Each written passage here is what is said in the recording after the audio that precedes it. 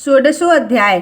श्री भगवान उवाच। श्री भगवान बोले, भय का सर्वथा अभाव, अंतःकरण की पूर्ण निर्मलता, तत्व ज्ञान के लिए ध्यान योग में इस निरंतर दृढ़ स्थिति और सात्विक दान, इंद्रियों का दमन, भगवान देवता और गुरुजनों की पूजा एवं अग्निहोत्र आदि उत्तम कर्मों का आचरण एवं वेद शास्त्रों का पठन पाठन तथा भगवान के नाम और गुणों का कीर्तन, स्वधर्म पालन के लिए कष्ट सहन और शरीर और इंद्रियों से सहित अंतःकरण की सरलता, मन वाणी और शरीर से किसी प्रकार भी किसी को कष्ट ना देना, यथार्थ और प्रिय भाषण, अपना अपकार करने वाले पर भी क्रोध का ना होना, कर्मों में कर्तापन के अभिमान का त्याग, अंतःकरण की उपरति अर्थात चित्त की चंचलता का अभाव, किसी की भी निंदा आदि ना करना, सब भूत प्राणियों में हेतु रहित दया, इंद्रियों का विषयों के साथ संयोग होने पर भी उसमें आसक्ति का ना होना, कोमलता, लोक और शास्त्र के विरुद्ध आचरण में लज्जा और व्यर्थ चेष्टाओं का अभाव, तेज, क्षमा, धैर्य, बाहर की शुद्धि एवं किसी में भी शत्रु भाव का ना होना, अपने में पूज्यता के अभिमान का अभाव, ये सब तो हे अर्जुन दैवी संपदा को लेकर उत्पन्न हुए पुरुष के लक्षण है। हे पार्थ, दंभ, घमंड और अभिमान तथा क्रोध, कठोरता और अज्ञान भी ये सब आसुरी संप्रदाय को लेकर उत्पन्न हुए पुरुष के लक्षण हैं। दैवी संपदा मुक्ति के लिए आसुरी संपदा बांधने के लिए कही गई है। इसलिए हे अर्जुन, तू शोक मत कर, क्योंकि तू देवी संपदा को लेकर उत्पन्न हुआ है। हे अर्जुन, इस लोक में भूतों की सृष्टि यानी मनुष्य समुदाय दो ही प्रकार का है, एक तो दैवी प्रकृति वाला, दूसरा आसुरी प्रकृति वाला।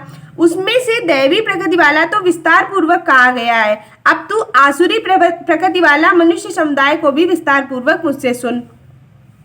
आसुर स्वभाव वाले मनुष्य प्रकृति, प्रवृत्ति और निवृत्ति इन दोनों को नहीं जानते, इसलिए उनमें ना तो बाहर भीतर की शुद्धि है और ना ही श्रेष्ठ आचरण है, ना ही सत्य भाषण है।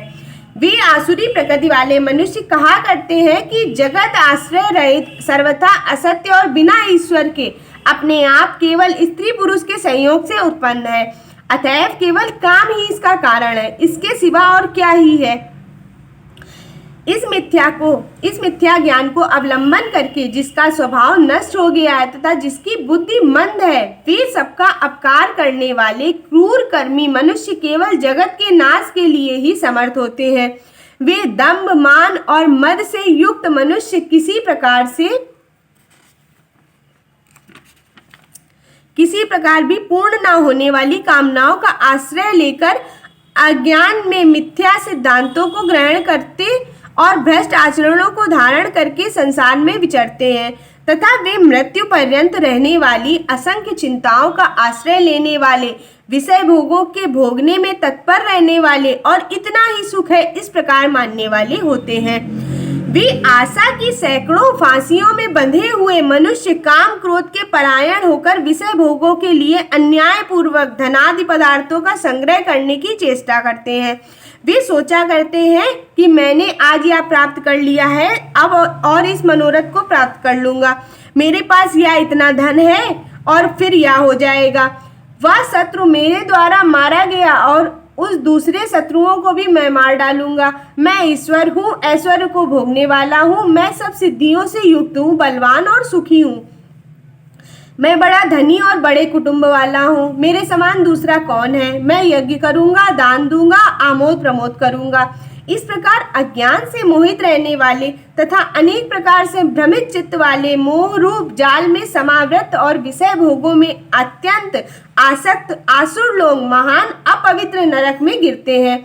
वे अपने आप को ही श्रेष्ठ मानने वाले घमंडी पुरुष होते हैं। घमंडी पुरुष धन और मान के मद से युक्त होकर केवल नाम मात्र के यज्ञों द्वारा पाखंड से शास्त्र विधि रहित यजन करते हैं। वे अहंकार, बल, घमंड, कामना और क्रोधादि के परायण, दूसरों की निंदा करने वाले पुरुष अपने और दूसरों के शरीर में स्थित मुझ अंतर्यामी से द्वेष करने वाले होते हैं। उन द्वेष करने वाले पापाचारी और क्रूर कर्मी नराधमों को मैं संसार में बार बार आसुरी योनि में ही डालता हूँ। हे अर्जुन, वे मूढ़ मुझको न प्राप्त होकर ही जन्म जन्म में आसुरी योनि को प्राप्त होते हैं और फिर उससे भी अति नीच गति को प्राप्त होते हैं, अर्थात घोर नरकों में पड़ते हैं। काम, क्रोध तथा लोभ, ये 3 प्रकार के नरक के द्वार आत्मा का नाश करने वाले अर्थात उसको अधोगति में ले जाने वाले हैं। अतएव इन तीनों का त्याग कर देना चाहिए। हे अर्जुन, इन तीनों नरक के द्वारों से मुक्त पुरुष अपने कल्याण का आचरण करता है, इससे वह परम गति को जाता है, अर्थात मुझको प्राप्त हो जाता है। जो पुरुष शास्त्र विधि को त्याग कर अपनी इच्छा से मनमाना आचरण करता है, वह न सिद्धि को प्राप्त होता है, न परम गति को, न ही सुख को। इससे तेरे लिए इस कर्तव्य और अकर्तव्य की व्यवस्था में शास्त्र ही प्रमाण है। ऐसा जानकर तू शास्त्र विधि के नियत कर्म ही करने योग्य है।